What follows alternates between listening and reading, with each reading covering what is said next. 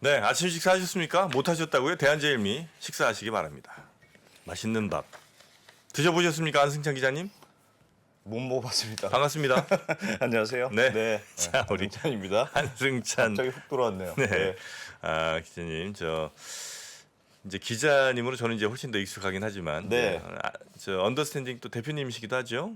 뭐 조그만 네, 조그만 네. 언더스탠딩 잘 되고 있습니까? 언더스탠딩 네. 아직도 저희가 한 1년 정도 됐는데 네. 아직도 3%랑 별도 채널로 분리돼 있다는 걸 모르는 분들이 아, 많이 그렇습니까? 있어서 네. 꼭 구독 좋아요 누르면 계속 3%만 누르더라고요. 라이브에서 하니까. 그렇지도 않을 거예요. 네, 여튼 언더스탠딩 네. 주로 핵심 키워드, 핵심 성격은 뭐라고 보면 됩니까? 왜 저희요? 사람들이 3% 말고 또 언더스탠딩을 봐야 되는지 그 네. 이유를 좀 얘기해 주셔야죠. 저희는 어른들을 위한 종합 경제 교양이기 때문에 네. 그 주식 얘기 아니어도 세상에 주식 얘기 말고도 얼마나 얘기가 많습니까? 전체적으로 경제를 좀 그럼요. 이해하기 위한 정말 다양한 주제 아주 버라이어티하게 준비했습니다. 언더스탠딩. 네. 유튜브에서 언더스탠딩 검색하시면 되시겠죠? 예. 네. 이제는 검색이 됩니다. 예, 이제는 검색합니다. 네. 언더스탠딩 이해를 좀 뉴스는 이해다. 그렇죠. 이런 모토 아니겠습니까? 네. 자, 그러면 어느 정도로 뉴스에 대한 이해가 높으신지 오늘 뉴스삼을 또 소개를 좀 해주셔야 되는데 네. 사람들의 기대치라는 게 있습니다. 눈높이라는 게 있어요. 걱정되네요. 네, 그거 어려우면 바로 언더스탠딩 또 구독 취소가 나올 수 있으니까요. 네, 오늘 열심히 잘 좀 해보겠습니다. 부탁드리겠습니다. 첫 번째 뉴스는 대형마트의 의무 휴업을 10년 만에 폐지한다 하나? 이런 이제 관련된 뉴스인 것 같습니다. 네. 네. 지금 뭐 다들 아시겠습니다만 대형마트가 이제 여러 가지 규제를 받고 있잖아요. 네. 대표적인 게 한 달에 2번은 의무적으로 휴업을 해야 된다. 맞습니다. 네. 또 영업 시간도 밤 12시부터 아침 10시까지는 영업을 못하게 하는 그런 시간 제한 규제를 받고 있거든요. 네. 이게 2012년에 유통산업발전법에 따라 이런 규제들이 됐으니까 거의 한 10년째 이렇게 규제를 받고 있는데 네. 이런 대형마트의 규제들이 갑자기 폐기될 가능성이 최근에 급부상하고 있습니다. 네, 얘기가 나온 배경이 두 가지인데 네. 하나는 공정거래위원회 때문에 그렇습니다. 무슨 말이냐면 네. 뭐 말씀드렸다시피 유통산업발전법 때문에 한 달에 2번 쉬고 시간 제한 있고 뭐 이런 규정이 있잖아요. 네. 근데 예를 들면 이마트에서 운영하는 쓱다컴 같은 대형마트에서 운영하는 그 온라인 쇼핑몰 입장에서는 그건 쉬는 날 없죠, 거기는. 이제 우리는 기존에 대형 점포 쉴 수는 있는데 네. 물류창고처럼 이용할 수는 있는 거 아니냐. 아. 그러니까 오프라인 매장에 물건들이 있으니까 그거 갖다가 배달은 할 수 있도록 해달라. 이렇게 질의를 했습니다. 근데 법제처에서 이 유통산업발전법에는 게다가 온라인 쇼핑몰은 어떻게 하겠다는 규정 자체는 없었거든요. 네, 네. 뭐 창고로는 쓸 수 있도록 해달라는 게 이제 업계의 주장이었는데 네. 당시에 법제처에서 어떻게 유권 해석을 내렸냐 하면 오프라인 점포로 활용해서 온라인 쇼핑몰로 하면 그 문 연 거랑 똑같은 거 아니냐. 그건 안 된다. 이렇게 그래요? 이렇게 그때 당시에 유권 해석을 내렸고 그래서 지금도 쓱다컴 같은 데는 네. 밤 시간하고 의무 휴업일에는 이 대형마트를 못하고 별도의 물류창구를 지어서 네. 거기서 배송하는 이런 시스템으로 지금 운영을 하고 있어요. 그래요? 근데 최근에 공정거래위원회가 네. 이 유권 해석을 좀 재검토해야 된다. 개선 방안을 마련해라. 이렇게 공고하는 공식적으로 이 주무부처인 산업부에 전달을 했거든요. 네. 이유는 이런 겁니다. 마켓컬리나 뭐 쿠팡이나 이런 데는 규제가 없는데 왜 대형마트에서 운영하는 온라인 쇼핑몰에서만 규제를 받아야 되느냐. 네네네. 이거는 공정한 규제가 아니다. 소비자 선택권이 제한된다. 이런 취지고요. 그래서 만약에 이게 된다 그러면 밤 시간에 이제 대형마트에서 뭐 거기 있는 물건들 새벽에 신선식품 배달하는 뭐 그게 지금 안 돼요? 지금은 그 요일은 안 되죠. 쉬는 요일 하고 밤 시간에는 안 되니까 별도의 물류창고에서 보내는 거예요. 그래요. 그건 좀 약간 이상한 것 같은데. 근데 손님은 안 받고 창고처럼 쓸 수 있는 것도 안 된다는 거죠? 쓸 수 있는 지금까지 유권에서 사용됐습니다. 그래서 지금 이번에 공정거래위원회에서 이거는 개선해야 하는 게 좋겠다. 뭐 지금 새 정부가 들어와서 하고 있어서 이거는 꽤 가능성이 있는 것 같아요. 그래서 쓱다큰 같은 대형마트 온라인 쇼핑몰에서도 이제 신선식품 태국 배송이 강화되는 거 아니야 이런 전망이 나오는데 네. 사실은 예전에는 이런 논의가 있긴 있었어도 이게 소상공인들 반대가 굉장히 크기 때문에 네네네. 정부도 눈치 보느라고 이런 아젠다를 꺼내기가 힘들었거든요. 근데 지금 뭐 윤석열 정부가 규제 완화 기조가 있기 때문에 그래서 대형마트 쪽에서도 조금 붉어지는 거 아니냐 이런 뭔가 변화가 있는 거 아니냐 이런 거고 더 직접적인 배경은 뭐냐면 청와대가 지금 국민 제안 톱 10 이런 걸 진행하고 있습니다. 국민 제안 톱 10. 이게 뭐냐면 한번 네. 그 그림을 한번 보여주시면 이게 예전에 문재인 정부 때는 그런 거 있잖아요. 왜 국민청원 게시판 이런 거 했잖아요. 네. 그래서 뭐 20만 명 청원이 되면 정부가 답한다. 네. 근데 지금 윤석열 정부가 하는 게 국민 제안 톱 10이라는 거거든요. 국민들한테 제안을 받아서 그중에 10개들의 후보를 올린 거예요. 홈페이지에. 그래서 지난주 목요일부터 이 10개로 공개했고 제일 좋아요를 많이 받은 3개는 직접 이거 국정 운영에 반영하겠다. 이렇게 발표를 했어요. 그래서 지금 10개 후보들 보시면 뭐 K교통버스 뭐 등등등이 있습니다.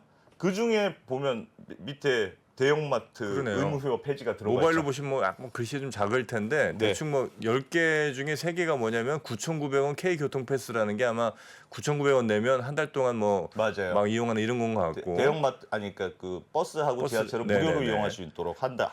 네.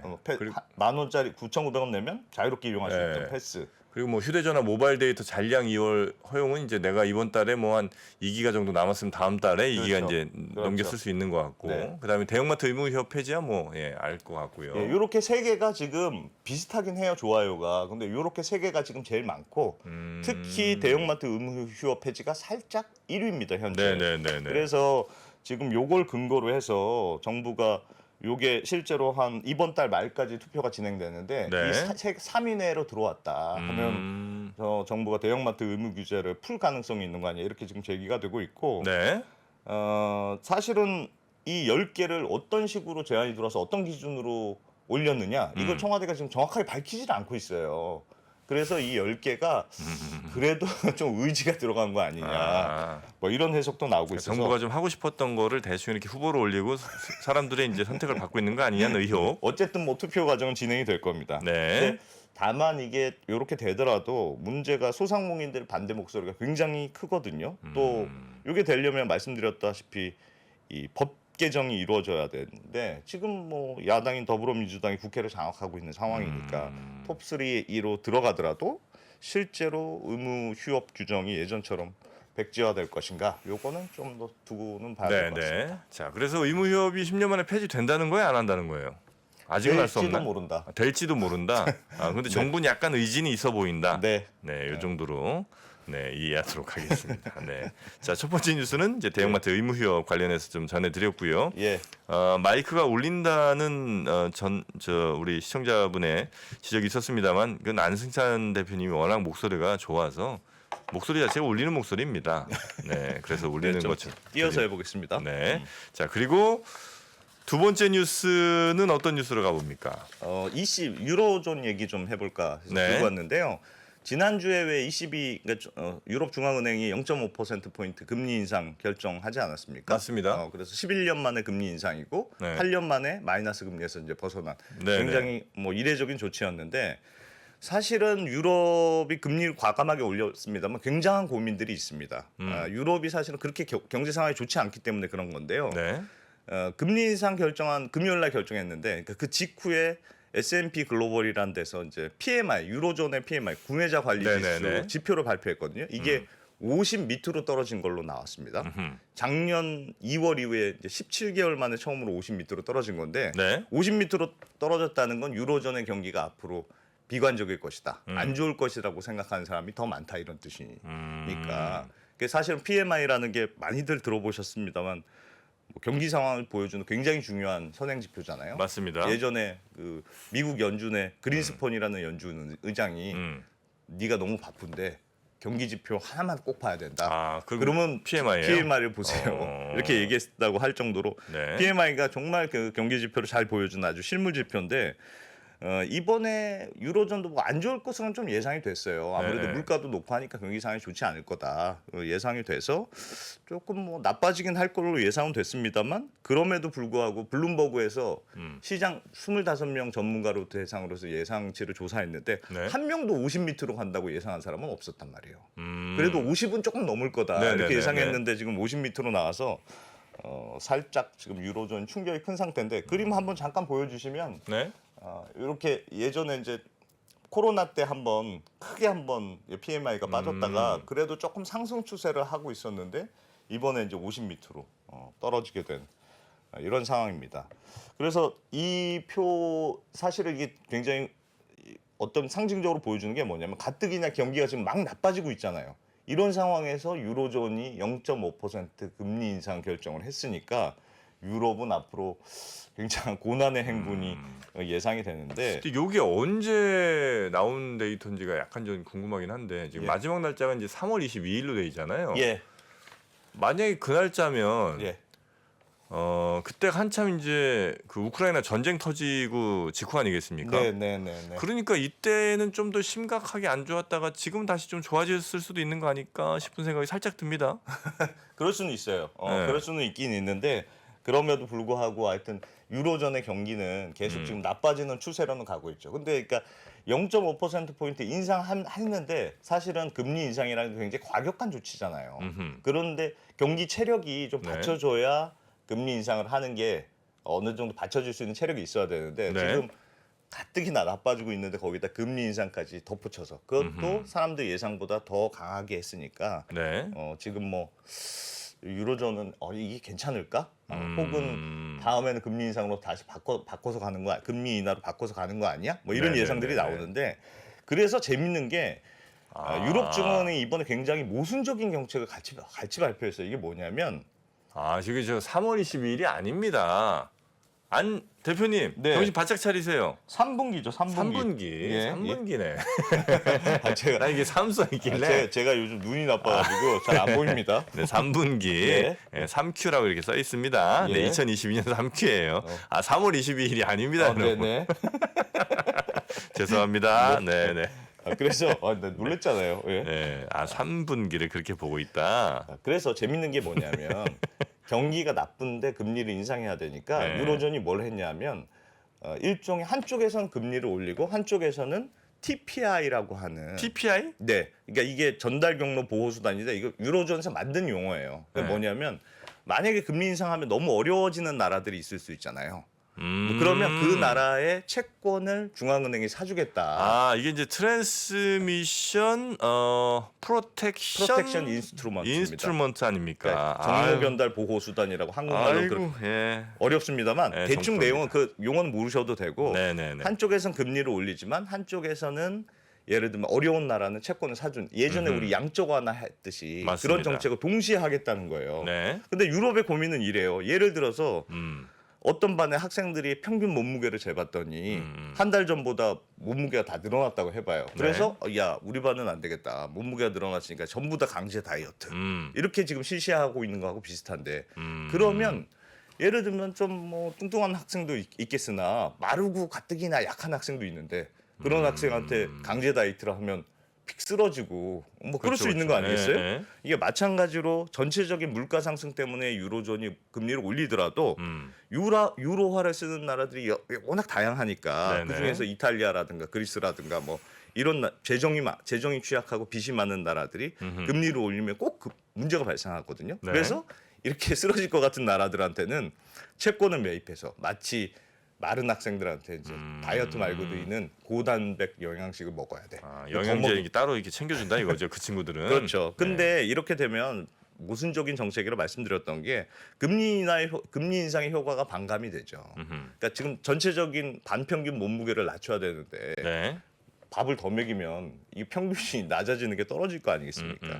그래서 이게 유로존이 사실은 금리 인상을 하면서도 네. 이게 굉장히 고민이 많다는 걸 상징적으로 보여주는 거예요. 그래서 어떻게 보면 미국을 제외한 많은 나라들이 다들 이런 고민입니다. 미국은 금리를 굉장히 급하게 올리잖아요. 네. 그러면 미국이 급하게 금리를 올리면 미국 달러는 강세고 다른 나라는 약세가 되겠죠. 네. 근데 약세가 되면 어떤 문제가 생기냐면 모든 에너지 가격은 대부분 달러로 통화가 표시가 되니까 맞습니다. 통화가 약세가 되면 수입 물가가 더 비싸져요. 그렇죠. 그러면 수입 물가가 더 비싸지니까 에너지 가격이 오르는 것보다 더 비싼 가격을 주고 사와야 됩니다. 그러니까 미국이 계속 금리를 올릴수록 다른 나라는 에너지 때문에 받는 충격이 더 커요. 그럼에도 불구하고 물가는 계속 올라가니까 금리를 미국만큼 뭐 우리나라 경제 상황이 어떤 거는 상관없이 계속 따라 올려야 되거든요. 유로존도 마찬가지 그런 이유 때문에 네. 금리를 올리는 거고 그러면 고통은 더 크게 되고 그래서 이게 어떻게 보면 금리 인상이라는 게 마치 억지로 허리띠 막 졸라매듯이 사람들도 돈 빌리기도 어렵게 만들고 네네. 소비도 좀 덜하게 만드는 그래서 그 나라를 좀 가난하게 만드는 효과가 있거든요. 그래서 많은 가난한 나라들이 만들어지면 전체적인 총 수요는 줄어들 테니까 그러면 에너지 가격이 떨어지고 그럼 미국이 그토록 바라는 물가가 좀 완화되는 그래서 어떻게 보면 미국이 계속 금리를 올리고 있는 게 어딘가 약한 고리가 이게 부러질 때까지 금리가 올리는 걸 수도 있다 이런 해석도 있습니다. 그러면 약한 고리가 우리는 아니겠죠 설마. 우리가 잘 버텨야죠. 우리 부러지면 안 됩니다. 우리가 부러지면 안 되죠. 근데 이제 유럽에 이제 몇몇 대체로 좀 남쪽에 있는 나라들이 조금 이제 위험한 나라들이 좀 있다 뭐 이런 거죠. 그렇습니다. 근데 그 나라들이 어쨌든 유로존 입장에서 볼 때도 좀 위험해 보이긴 하니까 요 나라들은 그래도 좀 뭔가 위기 상황이 닥칠 때 유로존에서 좀 영양제 좀 넣어준다.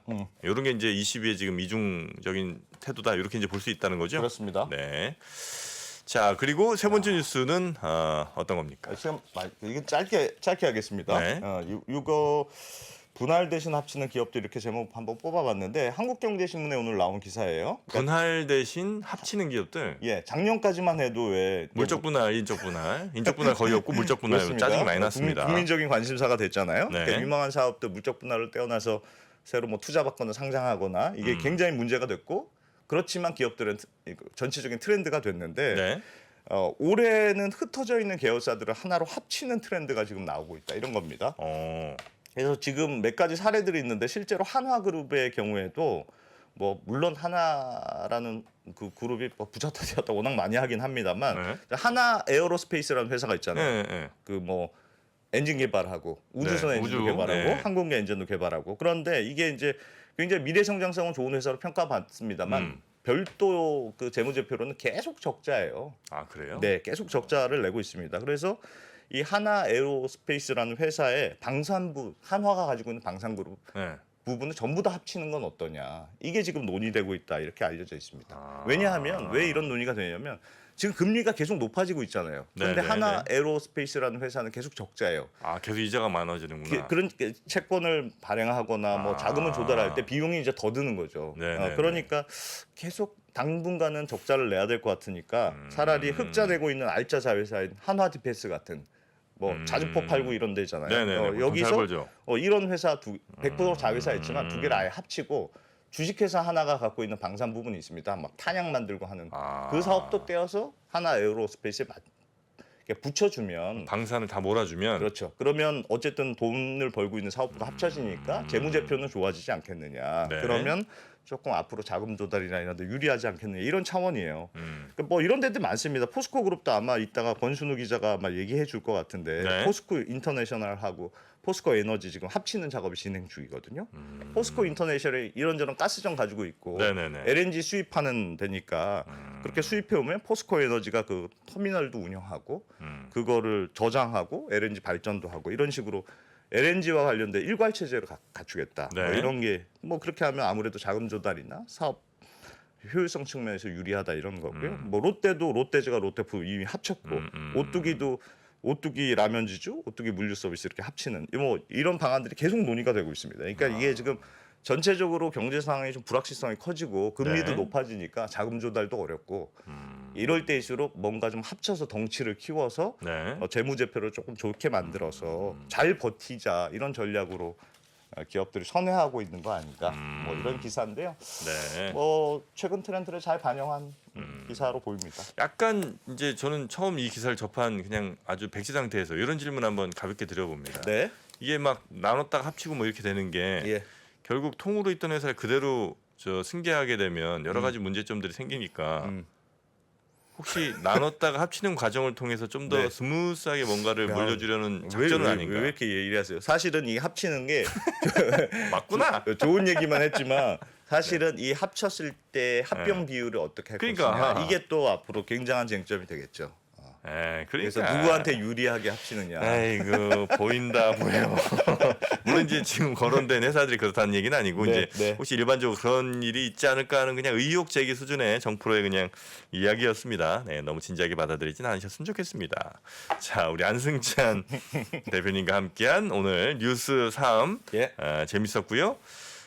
그리고 몇몇 분들이 여전히 김프로님 뭐 잘린 거 아니냐고 그러시는데 잘릴 입장은 아니지 않습니까? 그분이 네 잘린 게 아니고 오늘 저 금융 당국이랑 이야기 담판을 좀 지러 갑니다. 예, 그래서 우리 시청자분들이 저희에게 늘 해주셨던 말씀들, 특히 뭐 공매도 관련이라든지 투자 관련된 여러 가지 불만 사항들이 많지 않습니까? 이거를 제대로 전달할 통로가 좀 없었습니다. 그래서 제가 그분을 보냈습니다. 그래서 금융 당국에서 제대로 좀 이야기 좀 하고 오시라. 이런 목소리들이 있다. 예, 그래서 그거 지금 이야기하러 금융이 가셨으니까 뭐 그거는 그렇게 이해해 주시면 감사하겠습니다. 자, 우리 안승찬 대표님 오늘 아침 고생 많으셨고요. 휴가 혹시 언제 가십니까? 8월 달에 가려고요. 네, 아직 가지 조금 마십시오. 네, 어딜 갑니까? 나갈 때까지는 가지 마세요. 자, 우리 안승찬 대표님 고생 많으셨고요. 고맙습니다. 네, 또 뵙겠습니다. 네, 감사합니다. 언더스탠딩 화이팅입니다. 화이팅. 고맙습니다. 중동학개론이 끝난 지 벌써 2개월. 여전히 많은 분들이 꾸준히 시청하고 계신 것 같습니다. 중동학개론을 통해서 우리는 많은 지식을 얻기도 했지만 세상을 이해하는 폭을 더 넓힐 수 있었던 것도 같습니다. 위즈덤 칼리지에서 만나는 인남식 교수님의 특강은 사람에 대한 이해를 선사합니다. 앞으로 내가 어떻게 행동해야 될지를 알게 만드는, 그러니까 내다보고 내가 움직이게 만들 수 있는 게 지혜라고 한다면 저는 지혜의 절정이 결국 인간 이해로 수렴된다고 봐요. 사람들이 무슨 생각을 하고 어떻게 희로애락을 표현하고 무엇을 고민하고 그러면서 사람과 사람이 만들어내는 세상이 좀 사람과 세상에 대해서 함께 생각해보는 특별한 시간. 네이버와 인터파크에서 위즈덤 칼리지를 검색해보세요.